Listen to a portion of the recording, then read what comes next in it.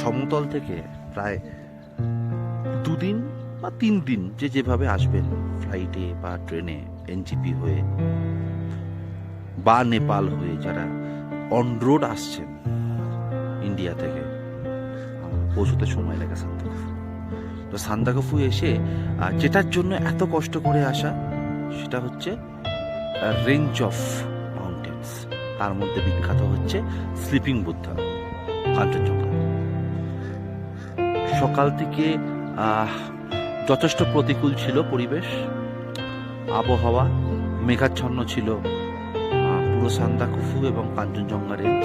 এখন সকাল 7টা, খানিকটা, পুরোপুরি বলবো না, খানিকটা দেখতে পাচ্ছেন পরিষ্কার হয়েছে। বিখ্যাত Kanchenjunga range, sleeping Buddha from Sandakphu. যদিও এখনো এভারেস্ট, এটা আমরা একবার বা প্রেম মন্দির করার চেষ্টা করছি, পরিষ্কার হয়নি। Sleeping Buddha, range of Kanchenjunga.